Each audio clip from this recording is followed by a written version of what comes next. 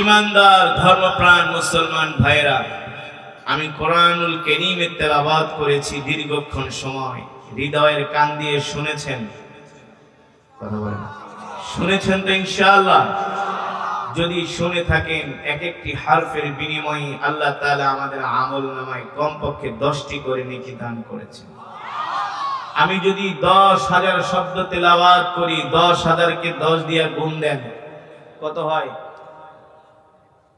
হিসাব জানেন না এখন আর হিসাব বুঝেন না নাকি কয়লা আমি যদি 20,000 শব্দ তেলাওয়াত করে থাকি 20,000 কে 10 দিয়ে গুণ দেন কয়লা মাশাআল্লাহ যত হাজার শব্দ পড়েছি আল্লাহ তাআলা তত হাজার শব্দের বিনিময়ে আল্লাহ তাআলা আমাদের আমলনামায় 10টি করে নেকি দান করেছেন শুধু এখানেই শেষ নয় এই মাহফিল এই মজমায় যারা উপস্থিত হয়েছেন সকলেই এক খতম করে করে কোরআনুল কারীমের সওয়াব পেয়েছে কয় খতম সবাই মিলে এক খতম না এক একজন এক এক খতম খুশি নাকি বেজা বলি আলহামদুলিল্লাহ তাহলে যে মজমার মধ্যে এতগুলো খাতমে কোরআনের সওয়াব হয় ওই মজমার মধ্যে দোয়া করলে আল্লাহ তাআলা সেই দোয়া ফিরিয়ে দিতে পারে না ঠিক কিনা বলেন আল্লাহ তাআলা পারে আমার দিল বলে আল্লাহ তাআলা সেই মজমার দোয়া ফিরিয়ে দিতে পারে না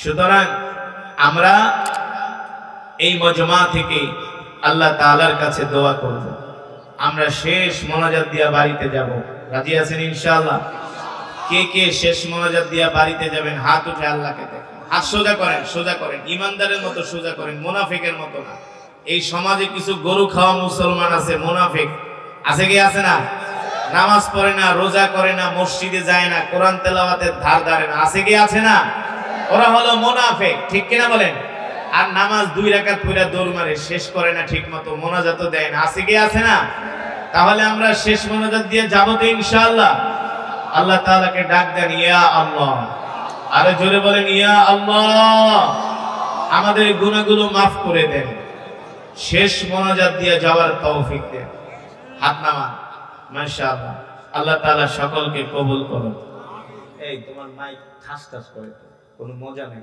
ক্যাচ ক্যাচ করে সাউন্ড একটা মজা আছে ওই মজা তো নাই মনে হয় যে পাতিল বেরিয়েছে হ্যাঁ শ্রুতি মধুর শব্দ হবে আমরা বসে কেউ ওঠাউঠি করব না আমরা ওয়াদা করেছি শেষ মোনাজাত দিয়ে আমরা বাড়িতে যাব আজকে এই এলাকার মানুষের ঈমানের পাওয়ার কত দেখা যাবে রাজি আছেন ইনশাআল্লাহ এই যে এতক্ষণ কোরআন শুনছেন এখন ইবলিস শয়তান ডাকবে দোস্ত যে কোরআন তেলাওয়াত শুনছো তুমি এমনি বেহেশতে চলে গেছো আর ওয়াজ শোনার দরকার এই কথা বলে প্যান্ডেল থেকে বের করে হাতে একটা বিড়ি ধরায় দিবে ঠিক কিনা বলেন আজকে আমরা শয়তানকে সেই সুযোগ ইনশাআল্লাহ আজকে এই এলাকার মুসলমান কোরআনের জন্য কিছু সময় ব্যয় করবে ঠিক কিনা বলেন কোরআনের জন্য কিছু সময় কুরবানি দিলে কি লস আছে নাকি লাভ আরো জোরে বলেন মাশাআল্লাহ আল্লাহ তাআলা সকলকে কবুল করুন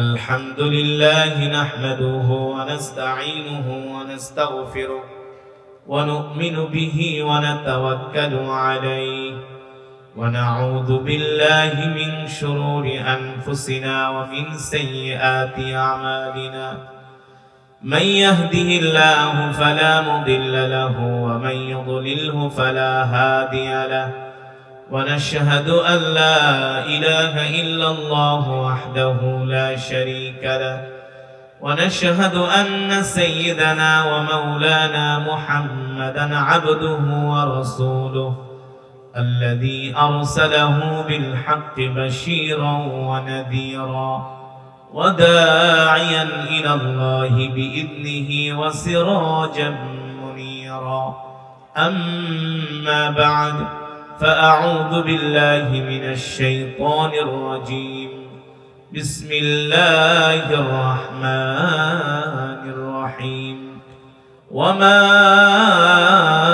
أرسلناك إلا رحمة للعالمين وقال رسول الله صلى الله عليه وسلم أنا خاتم النبيين لا نبي بعدي أو كما قال النبي عليه الصلاة والسلام فقد قال الله تبارك وتعالى إن الله وملائكته يصلون على النبي يا أيها الذين آمنوا صلوا عليه وسلموا تسليما محبت نمازের درود إبراهيم পড়ে আওয়াজ করে اللهم صل على محمد وعلى آل محمد كما صليت على إبراهيم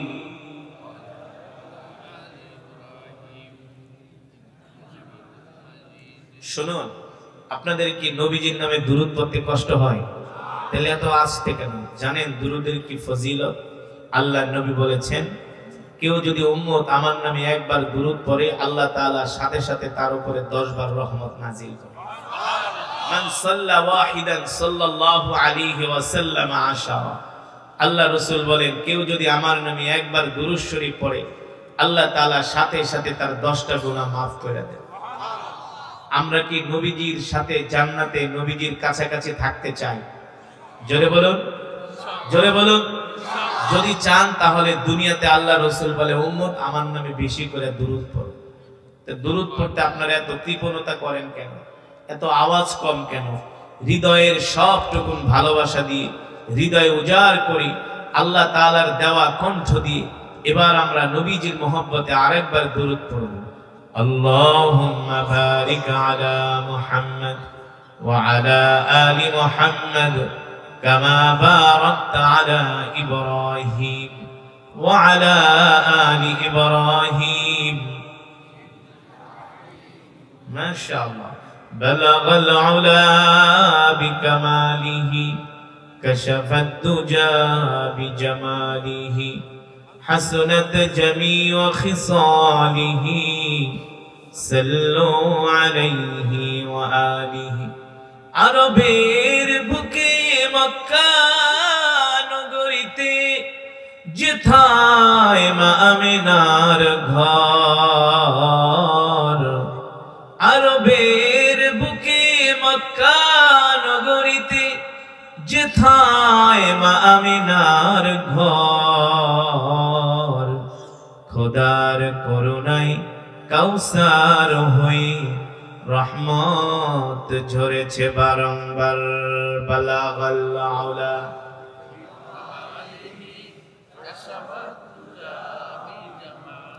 মাশাআল্লাহ হাসনাত জামিউ খিসালিহি আসুন ইমানদার মুসলমান মৃত্যুর কথা স্মরণ করে আল্লাহর প্রেমে পাগল হয়ে আমরা কিছুক্ষণ সময় জিকির করব আমাদের জিকিরের আওয়াজ শুনে আশেপাশের মানুষগুলো বলবে এখানে কিছু আল্লাহর পাগলেরা বসে আছে ঠিক কিনা বলেন আমরা কার পাগল আর জোরে বলেন আমরা কার পাগল আমরা দুনিয়ার পাগল হতে চাই না সম্পদের পাগল হতে চাই না নারীর পাগল হতে চাই না বাড়ির পাগল হতে চাই না আমরা আল্লাহ তাআলার পাগল হতে চাই আসুন সেই মাওলার প্রেমের জিকির করি লা ইলাহা ইল্লাল্লাহ লা ইলাহা ইল্লাল্লাহ লা ইলাহা ইল্লাল্লাহ লা ইলাহা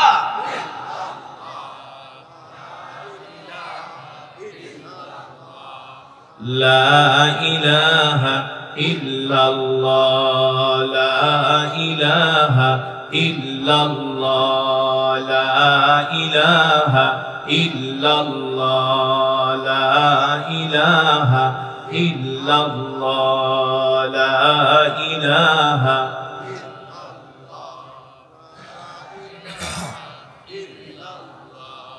لا إله إلا الله لا إله لا إله إلا الله محمد رسول الله محبت الشديد صلى الله الحمد لله আল্লাহ তাআলার দরবারে লাখো কোটি শুকর দেওয়ান মার্কেট বাইতুল আকসা জামে মসজিদ ও এলাকাবাসীর উদ্যোগে ৬ষ্ঠ বার্ষিক তাফসীরুল কোরআন মাহফিল।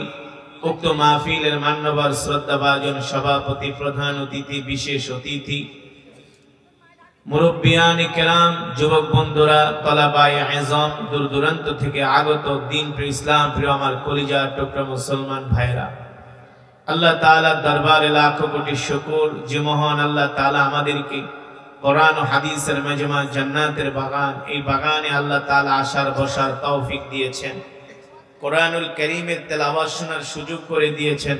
এই জন্য আমরা শুকরিয়া দান আদায় করি, জোরে সোরে বলি আলহামদুলিল্লাহ।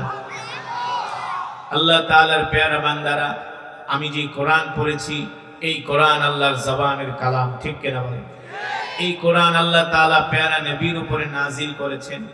এই কোরআনের জন্য আমাদের নবী কত কষ্ট করেছেন, কাফেরদের মার খেয়েছেন এই কোরআনের কথা বলার কারণে। এই কোরআনের কথা বলার কারণে মক্কার কাফেররা এমন কোন নির্যাতন নাই, অত্যাচার নাই, তারা আল্লাহর নবীর উপরে করে নাই, ঠিক কিনা বলেন? তারপরও আমার নবী আল্লাহর কোরআন থেকে এক চুল পরিমাণ দূরে সরে, আমরা সেই বিশ্ব নবীর উম্মত, আমরা সেই বিশ্ব নবীর শিষ্য, আমরাও আল্লাহর কোরআন থেকে এক চুল পরিমাণ দূরে সরে যাব না, ঠিক কিনা মুসলমান? যে কোরআন আমি আপনাদের সামনে তেলাওয়াত করলাম, আল্লাহর নবী যখন কোরআন পড়তেন, সাহাবীরা কোরআন শুনতে আসতো, মক্কার কাফেরেরা এই কোরআন তেলাওয়াতে বাধা দিত, ঠিক কিনা বলেন? কিন্তু তারা কি এত ষড়যন্ত্র, এত কিছু করার পরেও কি আল্লাহর কোরআনের তেলাওয়াত বন্ধ করে দিতে পেরেছে? আরো জোরে বলুন, পেরেছে?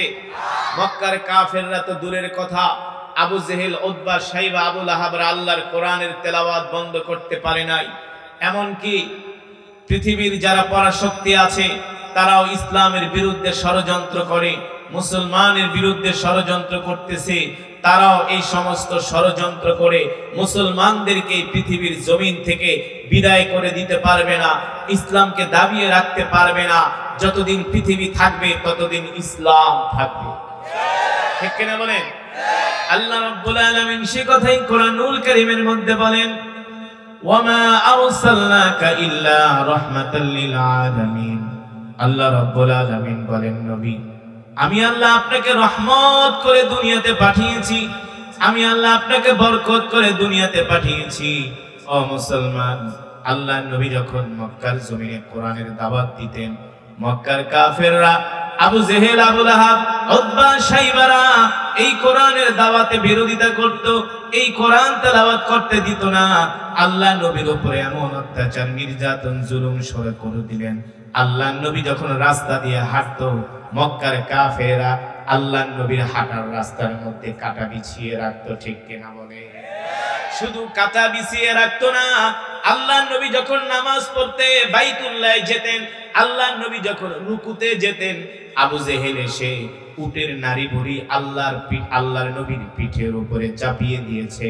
আল্লাহ নবী সেজদা দিলে সেই উটের নাড়ি ভুঁড়ি তার উপর চাপিয়ে দিত। এইভাবে করে আল্লাহ নবীর উপরে তারা শত অত্যাচার করেছে, নির্যাতন করেছে, জুলুম করেছে।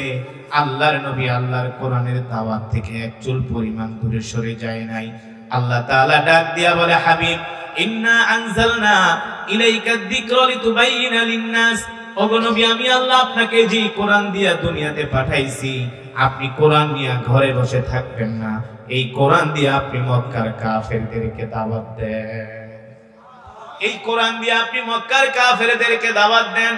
আল্লাহ নবীর উপরে শত অত্যাচার, নির্যাতন, জুলুম হওয়ার পরেও আল্লাহ নবী কোরআনের দাওয়াত বন্ধ করে দেয় নাই।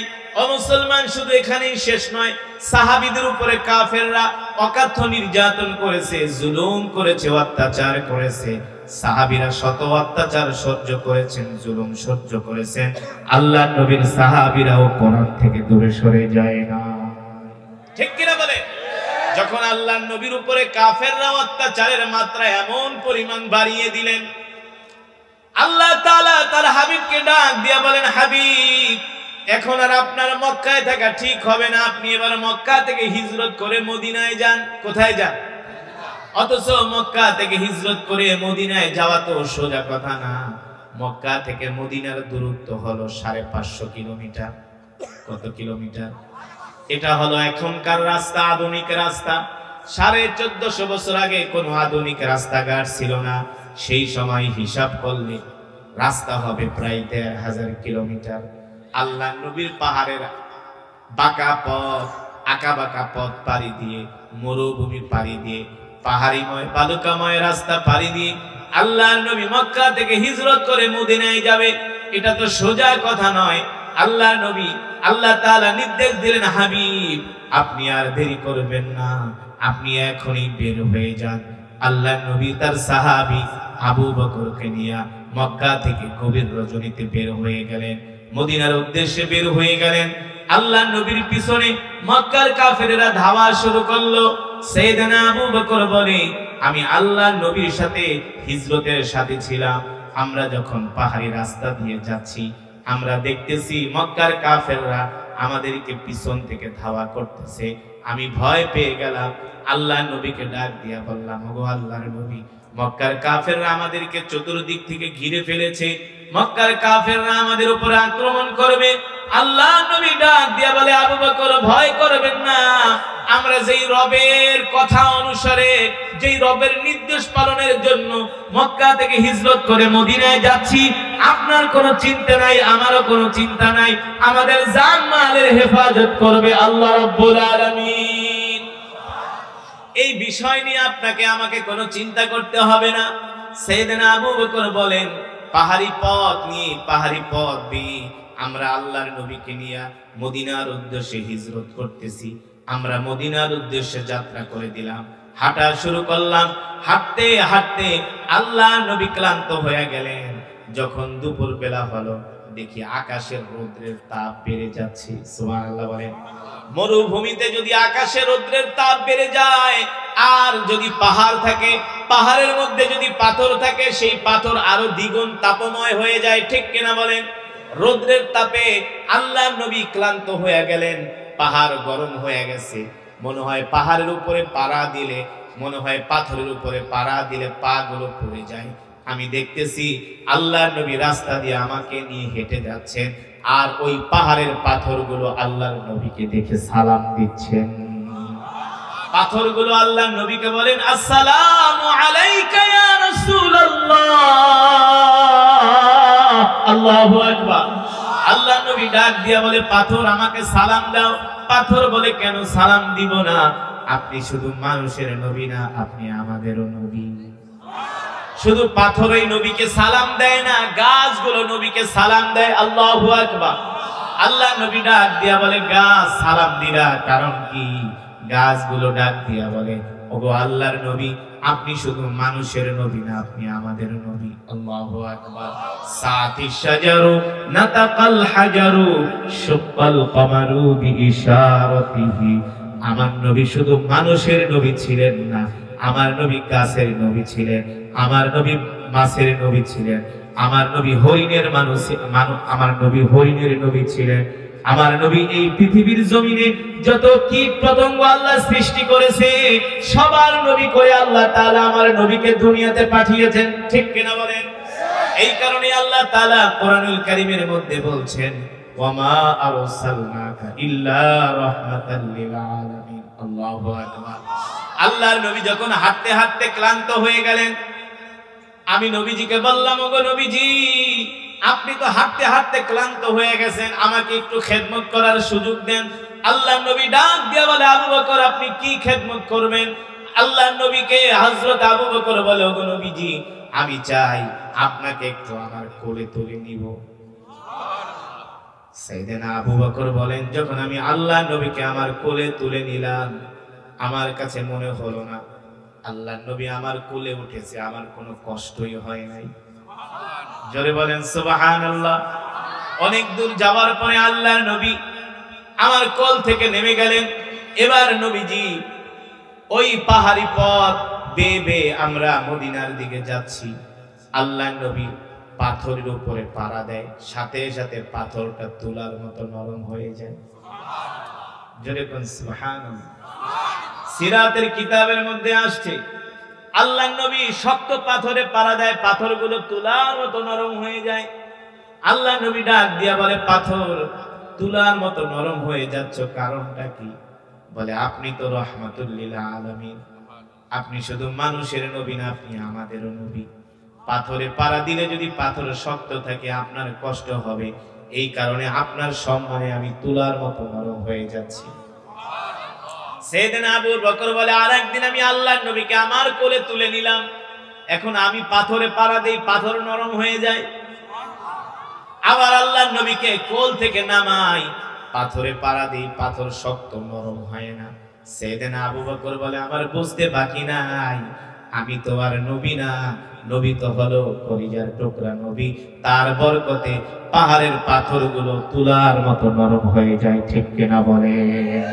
সাইয়েদনা আবু বকর বলে শুধু এখানেই শেষ নয়, আল্লাহর নবীকে নিয়ে আমরা মরুভূমির মধ্যে দিয়ে হাঁটতেছি, আর আকাশের মেঘমালা আল্লাহর নবীকে ছায়া দিতেছে।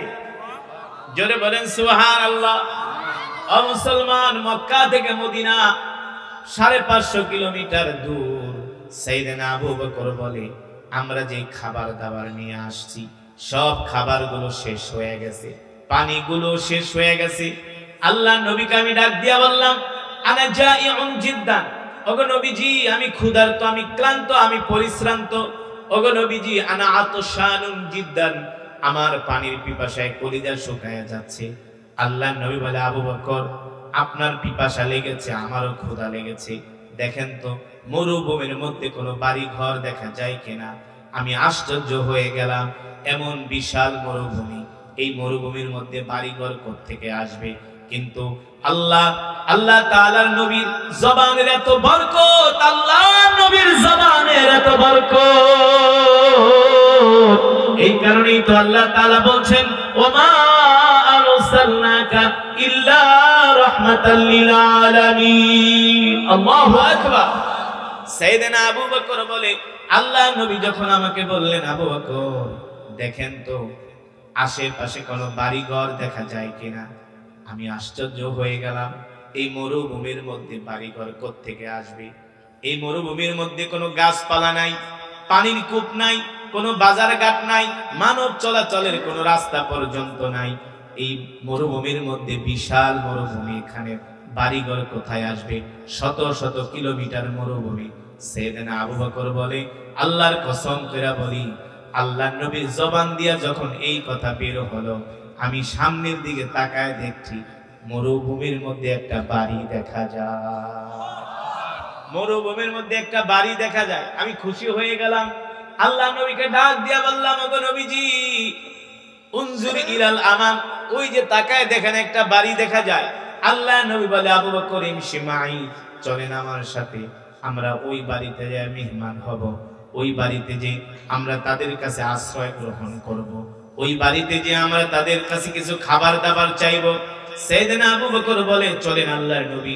সাইয়েদনা আবু বকর বলে আমার কাছে দেখা মনে হলো বাড়িটা অনেক দূরে। আল্লাহর নবী আমার হাত ধরার সাথে সাথে দেখলাম চোখের পলকে বাড়ির সামনে চলে এসেছি।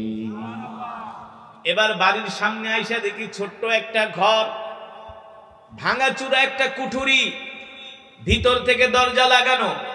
আল্লাহ নবী যায় বলেন আবু বকর দরজায় নক করেন। সাইয়েদনা আবু বকর বলে ইফতাহিল বাব, এই ঘরের মালিক কোথায়? ঘরের দরজা খোলো। একবার ডাক দিল কোনো আওয়াজ নাই, দ্বিতীয়বার ডাক দিল কোনো আওয়াজ নাই, তৃতীয়বার ডাক দিল কোনো আওয়াজ নাই, চতুর্থবারের সময় ঘর থেকে আওয়াজ আসতেছে, কে গো তোমরা কোত্থেকে এসছো? বলে জিনা মিনাল মক্কা ইলাল মদিনা, আমরা মক্কা থেকে আসছি, মদিনায় যাব, আমরা দুইজন মুসাফির। সুবহানাল্লাহ বলেন। তো মক্কা থেকে আসছো, মদিনায় যাবা, ভালো কথা, আমার বাড়িতে কেন আসছো?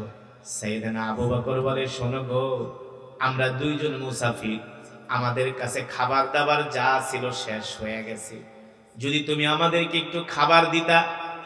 ঘর থেকে বলে আনা ফাকিরুন জিদ্দান, আমরা গরিব মানুষ, নিজেই খাইতে পারি না, আবার তোমাদের খাওয়া দিব কোত্থেকে? আল্লাহর নবী বলে আবু বকর তাহলে একটু পানি চান, অন্তত একটু পানি চান। এবার সাইয়েদনা আবু বকর বলে বোন, তোমার কণ্ঠ শুনে মনে হচ্ছে তুমি একজন মহিলা, তোমার কণ্ঠ শুনে মনে হচ্ছে তুমি একজন মহিলা। আচ্ছা ঠিক আছে, যদি তুমি কোনো খাবার দিতে না পারো অন্তত পক্ষে আমাদেরকে একটু পানি দাও। ওই ঘর থেকে আওয়াজ আসে আগন্তুক মুসাফির শোনো, তুমি খাবার চেয়েছো, খাবার থাকলে আমি তোমাদেরকে দিতাম, হয়তোবা আমাদের সম্বন্ধে তুমি জানো না, আমরা হলাম নিতান্ত গরিব মানুষ। আমার জামাই, আমার হাজবেন্ড, যিনি আমার ঘরওয়ালা, তার নাম হলো আবু মাবাদ, আমার নাম হলো উম্মে মাবাদ। আল্লাহু আকবার। আমার ঘরওয়ালা যিনি, তিনি বকরি চড়াতে গিয়েছেন মরুভূমি থেকে। ওই মরুভূমি থেকে আসার পরে ওখান থেকে কূপ থেকে কিছু পানি নিয়ে আসে, ওই পানিগুলো আমরা সারাদিন পান করি। আর বকরি থেকে দুধ দহন করে আমরা স্বামী স্ত্রী দুইজনে দুধ পান করি। এছাড়া অবশিষ্ট কোনো খাবার আমাদের কাছে নাই। সাইয়েদনা আবু বকর বলে, এটা একটা কথা হলো নাকি? তোমার ঘরে খাবারও নাই, পানিও নাই। এবার ওই মহিলা বলতেছে, আবু বকর বলতেছে, ভাই হয়তোবা আপনি আমাদেরকে চিনেন না, আমাদের মতো গরিব মানুষ এই দুনিয়াতে নাই। যদি গরিব হয়ে থাকো তাহলে এখানে কেন ঘর বানায় থাকো? ঘর থেকে আওয়াজ আসতেছে, এখানে কেন ঘর বানাইছি এটা আমি জানি না, আমার ঘরওয়ালা জানে, আমার ঘরওয়ালা জানে। আল্লাহর নবী তাকায় দেখে তার ঘরের সামনে একটা বকরি বাঁধা। কি বাঁধা? একটা বকরি, যেই বকরিতে দুধ দেয়, কিন্তু বকরিটা অসুস্থ। আল্লাহর নবী ডাক দিয়া বলে, আবু বকর, উম্মে মাবাদকে বলেন ঘরে খাবার নাই, পানিও নাই, ওনার ঘরের সামনে তো একটা বকরি বাঁধা আছে, যদি অনুমতি দেয় তাহলে আমরা বকরি থেকে একটু দুধ দহন করে দুইজনে পান করি। সাইয়েদনা আবু বকর বলে, গো আল্লাহর নবী ভালো কথা বলেছেন, সুন্দর কথা বলেছেন। এবার উম্মে মাবাদকে বলে, বোন, তোমার ঘরের সামনে যেই বকরি আছে, তুমি যদি আমাদেরকে অনুমতি দাও, এই বকরি থেকে আমরা দুধ দহন করে দুইজনে পান করব। উম্মে মাবাদ মুস্কি হাসি দিয়া বলে, মুসাফির, তোমরা জানো না, এই যেই বকরিটা আমার ঘরের সামনে বাঁধা, এটা একটা অসুস্থ বকরি। কি বকরি? জোরে বলে। এটা একটা অসুস্থ বকরি, দুধ দেয় না, প্রতিবন্ধী, হাঁটতে চলতে পারে না, এই কারণে তাকে খাবার খাওয়ানোর জন্য মাঠেও নিয়ে যায় না। অসুস্থ বকরি ঘরের সামনে বসে আছে, এটাই কোনো দুধ দিতে পারে না। আল্লাহ নবী ডাক দেয়া বলে, আবু বকর, আপনি শুধু উম্মে মাবাদকে রাজি করান, ওই বকরি থেকে দুধ দহন করার দায়িত্ব আমার। সাইয়েদনা আবু বকর বলে, আল্লাহ নবী যেহেতু বলেছে, তাহলে অসুস্থ বকরি থেকে অবশ্যই দুধ বের হবে, কোনো সন্দেহ না। ঠিক কিনা বলে? আল্লাহ নবী যেহেতু বলেছে অসুস্থ বকরি থেকে দুধ বের হবে, কোনো সন্দেহ, কারণ আমার নবী তো রহমাতুল লিল। আরো জোরে বলে, যেই নবীর সম্বন্ধে আল্লাহ তাআলা কোরআনুল কারীমে বলেছেন, মা কানা মুহাম্মাদুন আবা আহাদিন মির রিজালিকুম ওয়ালাকিন রাসূলুল্লাহি ওয়া খাতামান নাবিয়্যিন। আমার নবী হলো শেষ নবী, আমার নবীর পরে এই পৃথিবীতে আর কোন নবী আসবে না। ঠিক কিনা বলেন? আল্লাহ তাআলা বলে, লাকাদ জাআকুম রাসূলুম মিন আনফুসিকুম আজিজুন আলাইহি মা আনিতুম হারিসুন আলাইকুম বিল মুমিনিনা রাউফুর রহিম। আল্লাহ রাব্বুল আলামিন বলে, নবী বলে দেন, এ দুনিয়ার মানুষ, আমি আল্লাহ তোমাদের মধ্য থেকে এমন একজন নবী পাঠাইছি, যেই নবী কিনা তার জীবনের চেয়েও তোমাদেরকে ভালোবাসে। আল্লাহু আকবার। ওই যে যেই বকরিটা বাঁধা, ওই বকরিও তো নবীর উম্মত। কথা বলেন, ওই বকরিও তো নবীর উম্মত। এবার সাইয়েদনা আবু বকর বলে, বোন, অনুমতি দাও। তুমি যদি অনুমতি দাও, অসুস্থ বকরি থেকে দুধ দহন করার দায়িত্ব আমাদের। সুবহানাল্লাহ। একবার দুইবার বলার পরে মহিলা রাগ করছে। আছে না কিছু? এই মিয়া বলতেছি অসুস্থ বকরি দুধ দেয় না, খালি বারবার এক কথা বলো। ঠিক কিনা বলেন? এবার মহিলার কৌতূহল হলো, এতবার বলি তারপরও শোনে না, খাওয়া চায়, পানি চায়, কারারে ওরা? ঘরের দরজা খুলে ফাঁকা করে একটু তাকায় দেখে উম্মে মাবাদ আল্লাহ নবীর চেহারার দিকে তাকায়া উম্মে মাবাদ বলে, এ তো দুনিয়ার মানুষ না, মনে হয় আসমান থেকে আমার বাড়িতে চাঁদ উদিত হয়েছে। আল্লাহর নবীর চেহারা দেখে উম্মে মাবাদ পাগল হয়ে গেছে। এত সুন্দর চেহারার মানুষ, এই মানুষে আমি পানি দেই না, খাবার দেই না, দুধ দহন করতে দেই না, আমার মতো তো অকৃতজ্ঞ মানুষ হইতে পারে না। এত সুন্দর যুবক, আল্লাহর নবীর চেহারা দেখে উম্মে মাবাদ পাগল হয়ে গেছে। উম্মে মাবাদ বলে, আমি যখন নবী মুহাম্মদের চেহারা দেখলাম, আমি তাকে চন্দ্রের সাথে তুলনা করতে লাগলাম। আল্লাহর কসম করে বলি, আল্লাহর নবীর চুলগুলো ছিল বাবরি চুল। উম্মে মাবাদ বলে, নবী মুহাম্মদ যখন হাঁটে দেখি তার চুলগুলো বাতাসের সাথে দোল খায়। আল্লাহু আকবার। এত সুন্দর চুলওয়ালা মানুষ যুবক আমি আজ পর্যন্ত কোনোদিন দেখি নাই। সুবহানাল্লাহ। আল্লাহর নবীর চেহারা দেখে আবার উম্মে মাবাদ কয়, এই ভাই দুধ দোয়াইবেন তো দূরের কথা, পারলে বকরি খায়া ফেলান। সুবহানাল্লাহ। আল্লাহর নবী বলে, আবু বকর যাও উম্মে মাবাদ থেকে একটা বালতি নিয়ে আসো। সাইয়েদনা আবু বকর বলে, একটা বালতি দাও। উম্মে মাবাদ ঘর থেকে একটা ছোট পাত্র দিছে। আল্লাহর নবী কয়, এই ছোট পাত্রে হবে না, বড় পাত্র আনো। উম্মে মাবাদকে অসুস্থ বকরি, হাঁটতে পারে না, চলতে পারে না, দুধ দেই দিবে কোথা থেকে? আবার বড় বালতি চায়, রাগ করে কে নাও, দিলাম বড় বালতি, দেখি বকরি কতটুকু দুধ দেয়। সাইয়েদনা আবু বকর এবার বালতি নিয়ে আল্লাহর নবীর কাছে দেয়।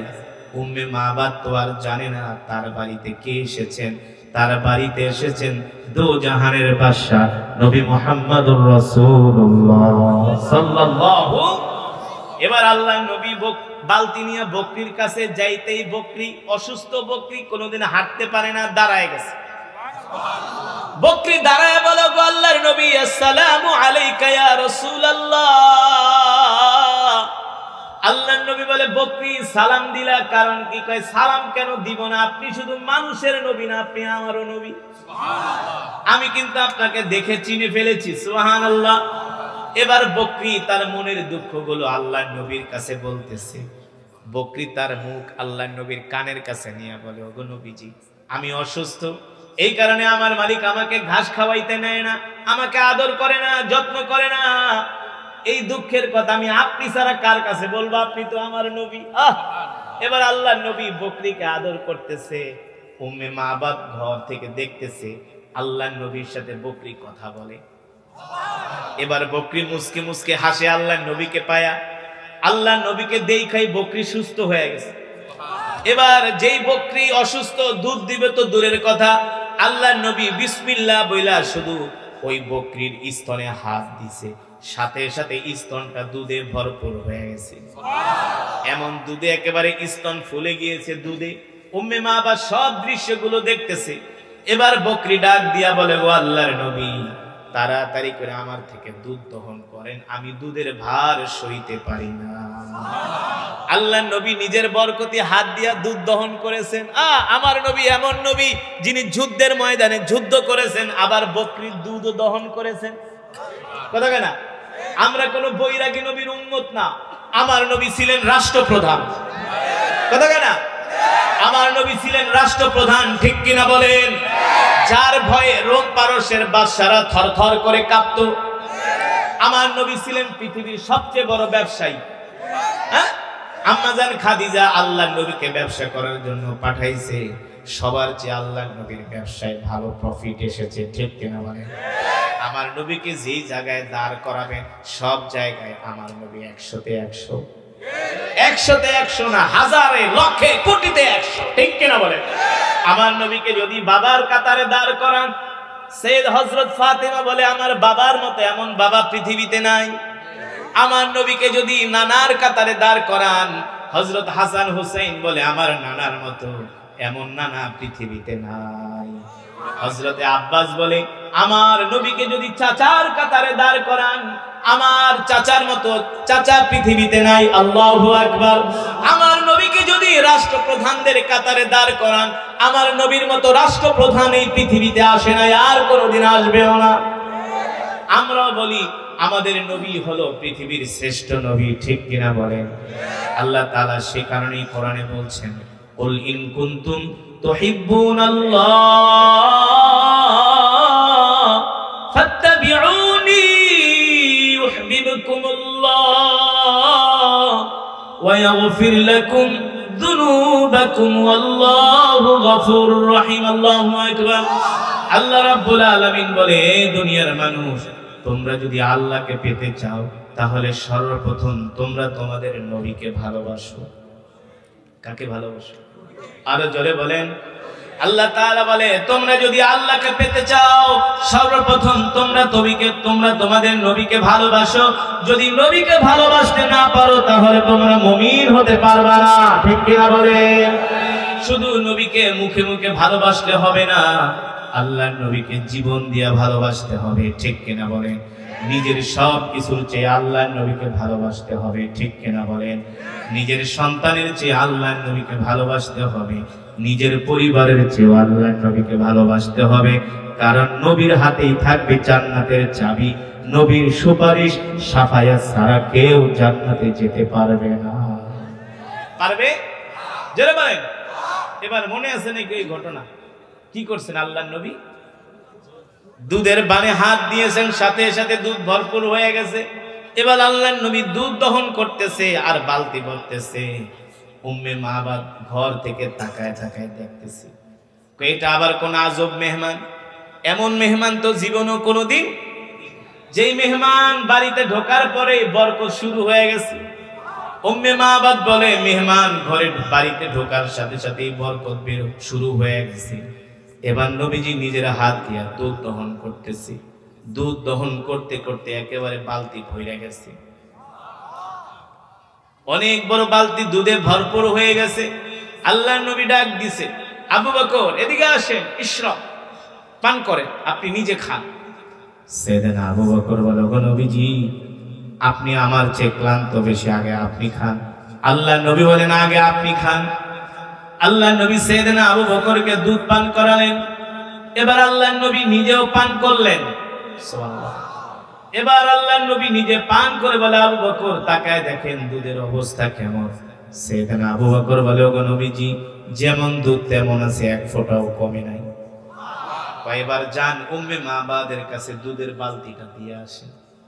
এবার উম্মে মাবাদকে দুধের বালতি দিয়া কে খা, কিছুই তো দিতে চাস নাই। উম্মে মাবাদ তাকায় রইছে। বরকতের মেহমান, আপনাদেরকে দেখা অসুস্থ বকরি সুস্থ হয়ে গেছে। আল্লাহু আকবার। নেন উম্মে মাবাদ দুধের বালতি নেন। এবার দুধের বালতি উম্মে মাবাদকে বুঝাই দিয়া বলে, আমরা মদিনার দিকে চলে যাই। এবার আল্লাহর নবী মদিনার দিকে আবার যাত্রা শুরু করলেন। ঘরের দরজা খুলে উম্মে মাবাদ বাইরে বের হলেন। উম্মে মাবাদ বাইরে বের হয়ে দেখে পুরা বাড়ির মধ্যে জান্নাতের খুশবুর ঘেরান বের হয়ে গেছে। উম্মে মাবাদ আল্লাহর নবীর দিকে তাকায় বলে, এ বরকতের মেহমান, যেও না যেও না যেও না, তোমাদের মতো বরকতের মেহমান আমি আজ পর্যন্ত কোনোদিন দেখি নাই। আল্লাহু আকবার। জোরে বলেন আল্লাহু আকবার। যেও না যেও না। উম্মে মাবাদ বলে, নবী মুহাম্মদ সাল্লাল্লাহু আলাইহি সাল্লাম মরুভূমির মধ্যে দিয়ে হাঁটতেছে, আমি দেখতেছি আকাশের মেঘমালা আল্লাহর নবীকে ছায়া দিতেছে। নবীর গায়ে রৌদ্রের তাপ লাগে না। এবার উম্মে মাবাদ বলে, আমার চোখের দৃষ্টি যত দূর পর্যন্ত গিয়েছে আমি তাকিয়েছিলাম, দেখি সাইয়েদনা আবু বকর সহ আল্লাহর নবী দুইজনে মদিনার দিকে হেঁটে হেঁটে যাচ্ছেন। যখন পরন্ত বিকেল শুরু হয়ে যায়, সূর্যের আলো কমে যায়, আল্লাহর নবীকে দেখা যায় না। ওইদিকে যখন সন্ধ্যা হয়ে গেল, উম্মে মাবাদের স্বামী আবু মাবাদ বকরি চড়া বাড়িতে আসছে। বকরি চড়িয়ে বাড়িতে এসে ঘরে পাড়া দিয়া, বাড়ির উঠানে পাড়া দিয়া দেখে বাড়ির থেকে জান্নাতের খুশবুর ঘেরান বের হইতেছে। ডাক দিছে, তাআলা ইয়া যাওজি, ও আমার স্ত্রী উম্মে মাবাদ এদিকে আসো। আজকে কেমন যেন বাড়ির চেহারা আমার কাছে অন্যরকম মনে হচ্ছে। উম্মে মাবাদ বলে, স্বামী গো ঘরে আসেন, ঘরে আসেন, আপনার সাথে আজকে কথা আছে। কি কথা? ওগো স্বামী আপনি কি বলেন? বাড়ির থেকে আজকে অন্যরকম চেহারা, অন্যরকম মনে হচ্ছে। আসলে অন্যরকম মনে হচ্ছে। আমি আপনাকে একটা ঘটনা শোনাই, যেটা শুনলে আপনি আশ্চর্য হয়ে যাবেন। এবার আবু মাবাদ তাকায় দেখে তার অসুস্থ বকরিও সুস্থ হয়ে গেছে। আবু মাবাদ অবাক হয়ে বলে, সত্যি করে বলো, আমার বাড়িতে আজকে নিশ্চয়ই একজন বড় মেহমান আসছিল। উম্মে মাবাদ বলে, তুমি কিভাবে জানো? বলে, আজকে বাড়ির চেহারায় অন্যরকম হয়ে গেছে। বাড়িতে ঢোকার সাথে সাথে আমি জান্নাতের খুশবুর ঘ্রাণ পাইতেছি। এবার উম্মে মাবাদ বলে, স্বামী গো, আপনি যখন সকালবেলা ঘর থেকে বের হয়ে গেলেন, ঠিক ভর দুপুর বেলা আমাদের বাড়িতে দুইজন মানুষ আসছে। একজন হলো যুবক, আর একজনের বয়স একটু বেশি।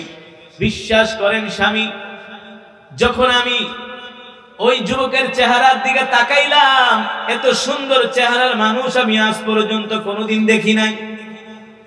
আবু মাবাদ প্রশ্ন করেন, কেমন সুন্দর, কেমন সুন্দর? উম্মে মাবাদ বলে, আমি যদি তাকে চাঁদের সাথে তুলনা করি তাহলে চাঁদের রূপ তার কাছে হার মানাবে। মানে তিনি চাঁদের চেয়েও সুন্দর। সুবহানাল্লাহ বলে। এত সুন্দর মানুষ পৃথিবীতে হয় না গো স্বামী। আল্লাহর নবীর সৌন্দর্যের বর্ণনা দিতেছেন, তার চেহারা গুলো এত সুন্দর, চোখ গুলো এত সুন্দর, তার চুল গুলো এত সুন্দর, তার কণ্ঠ গুলো এত সুন্দর। ওগো স্বামী, শুধু এখানেই শেষ নয়। দেখেন, ওই যুবককে দেখা মাত্র আমাদের অসুস্থ বকরিটা অসুস্থ হয়ে গেছে। শুধু অসুস্থ বকরি সুস্থ হয় নাই, ওই অসুস্থ বকরি থেকে এক বালতি দুধ দহন করে সে আমাদেরকে দিয়ে গেছে। জোরে বলেন সুবহানাল্লাহ। আল্লাহ নবী বলে, বলো কি, সত্যি করে বলো, ওই মেহমান কোথায় গিয়েছে, কোন রাস্তায় গিয়েছে? বলে, ওই মেহমান এই রাস্তায় গিয়েছে। আবু মাবাদ ডাক দিয়ে বলে, স্ত্রী রে, হায় রে স্ত্রী, যেই নবীকে পাওয়ার জন্য, দেখার জন্য আমি এই মরুভূমির মধ্যে বাড়ি বানাইলাম, ঘর বানাইলাম, সেই নবীকেই তো আমি দেখতে পারলাম না। স্ত্রী রে, আমি আমাদের তাওরাত কিতাবের মধ্যে পড়েছি, শেষ জামানায় একজন নবীর আবির্ভাব হবে, যার নাম হবে মুহাম্মদ ইবনে আব্দুল্লাহ। জোরে বলেন সুবহানাল্লাহ। যার নাম হবে মুহাম্মদ ইবনে আব্দুল্লাহ।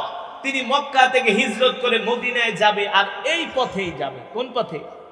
এই কারণে আমি এখানে ঘর বানাইছি তার খেদমত করার জন্য।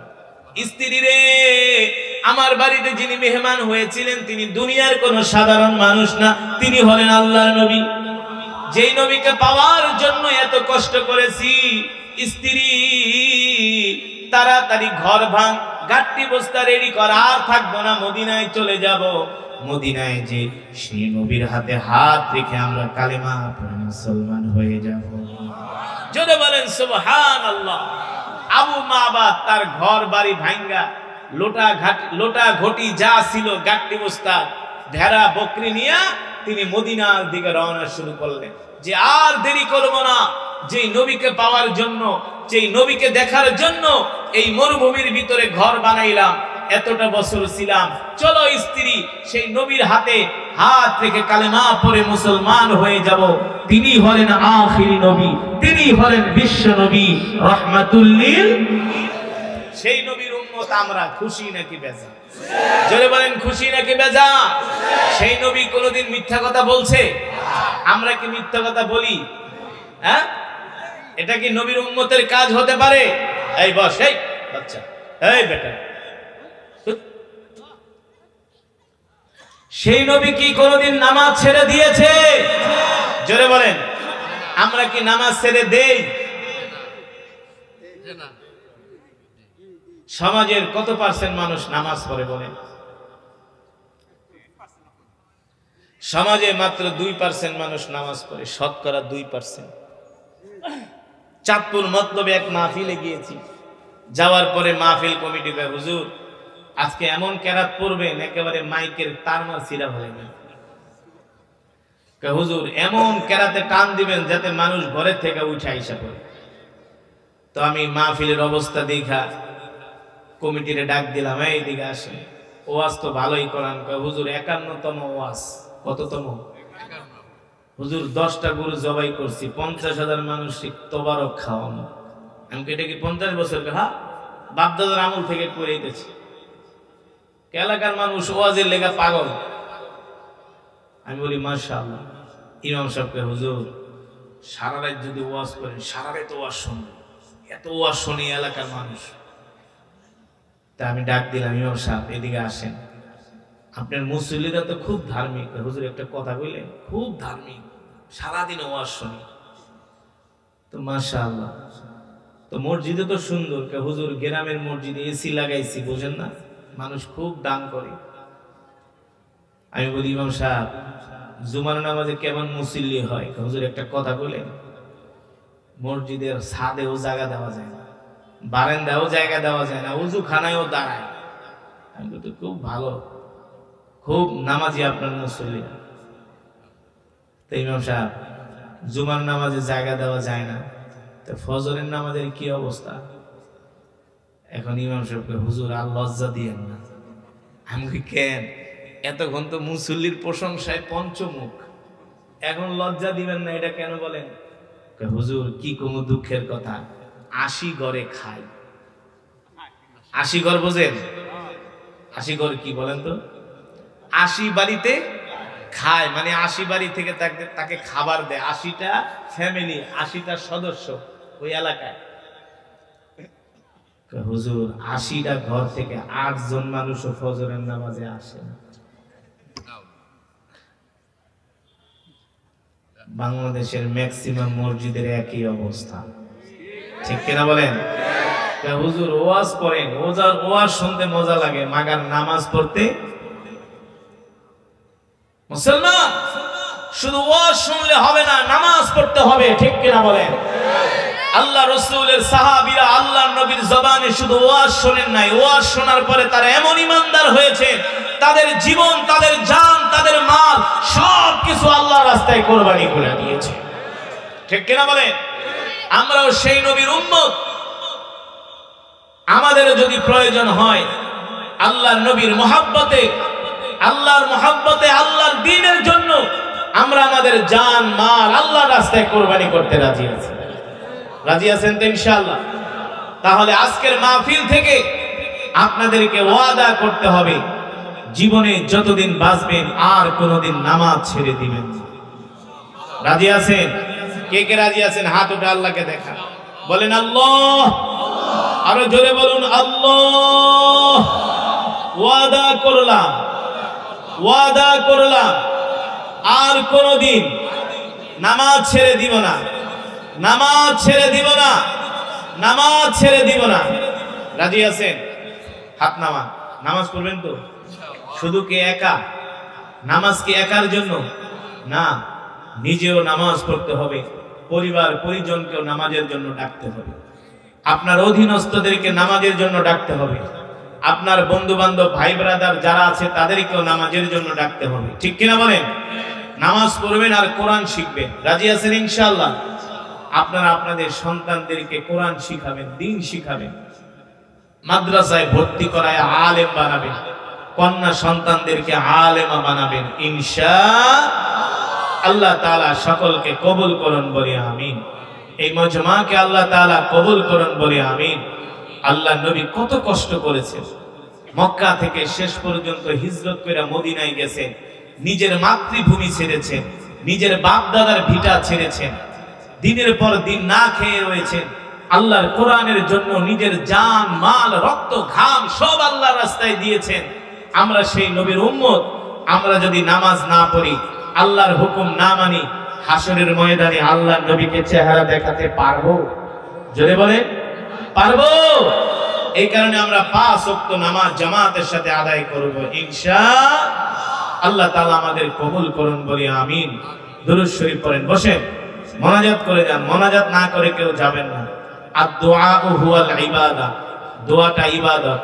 যারা দোয়া করে না আল্লাহ তাদের পছন্দ করে না, যারা দোয়া করে না তাদের ইবাদত কবুল হয় না, যারা দোয়া করে না তাদের রিজিকে প্রশস্ততা আসে না, যারা দোয়া করে না আল্লাহ তাদের বালা মুসিবত দূর করে না। এই কারণে বেশি বেশি দোয়া করবেন। দুরূদ শরীফ পড়েন।